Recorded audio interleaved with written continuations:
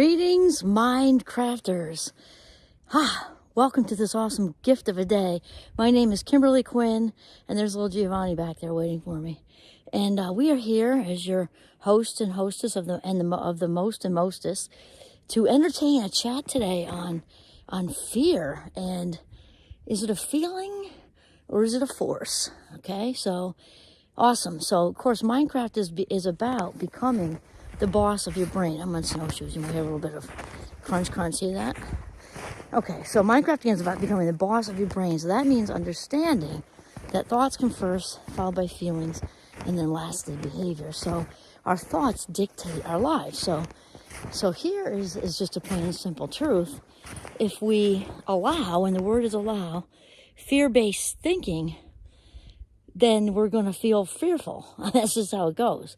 And then of course, then we may react out of fear. So that's how it goes. Thoughts, feelings, actions. And so we want to talk about, also, it doesn't help to just shove things down your big toe either. They actually call that toxic positivity or something. I think that's an oxymoron. I think it's a contradiction. Because if you're truly living, just got loaded with snow. If you're truly living a positive lifestyle, you're authentic. So I think toxic is toxic and positivity is positivity. But anyway, it doesn't help to push down your feelings. The thing is, there's a balance. We don't want to reside there either. So we need to first acknowledge the fear. So John Kabat-Zinn has talked about this a lot, and thinking of them as thought bubbles. So, which we can just simply pop, right? So there goes another fear. So what I'm saying is there's a balance. So when that fearful thought, sort of pops up, you say, okay, apparently there went a fearful thought.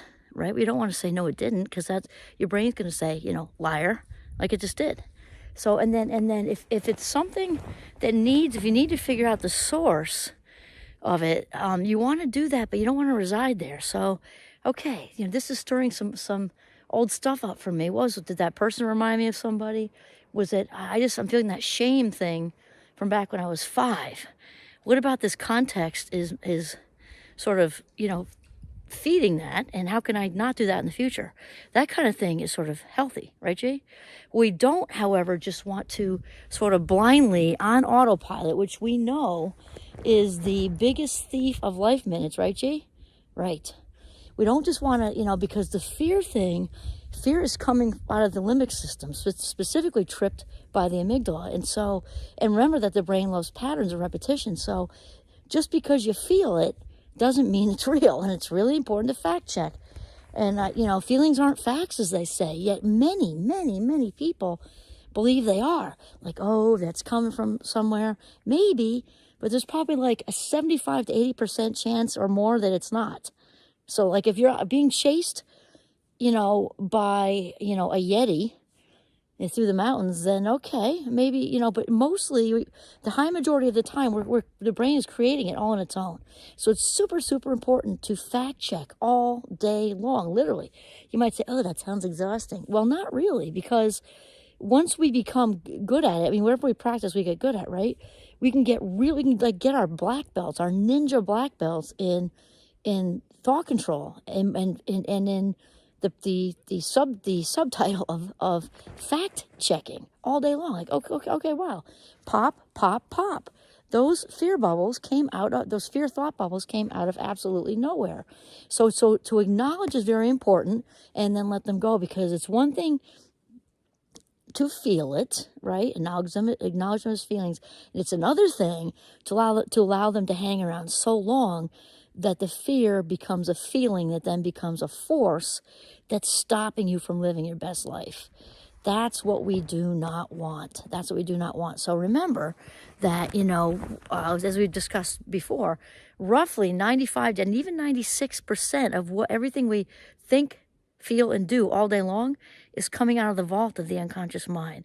So, and very much driven by the limbic system, right? Emotional headquarters, and specifically anything, threat involved, danger involved, right? The amygdala loves all that stuff.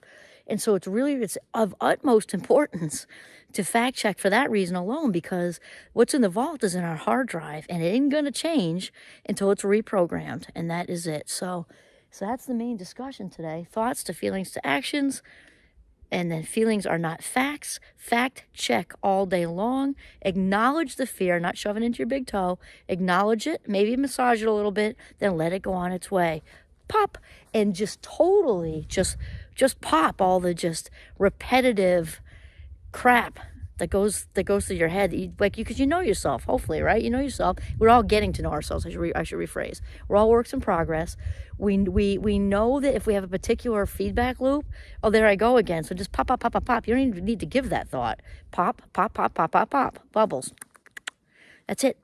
And that's it. And then start, and then say to yourself, you know what? Yeah, I did great today. Just pop like 5 fear-based thought bubbles. I just pop 5 of them, go. And then distract yourself into a more positive place. You can bring up a happy thought whenever you want to. You might have, just remember the feeling of it, award you got, being with somebody, being with little Giovanni in the woods. It's an easy, happy bubble filler for me. And that's it. And start to shift out of that. Acknowledge, validate, shift out of the fear. Okay, that's it. This is Kimberly Quinn and little Giovanni signing off from the beautiful Notch in northern Vermont. Have a mindful, fear-free day.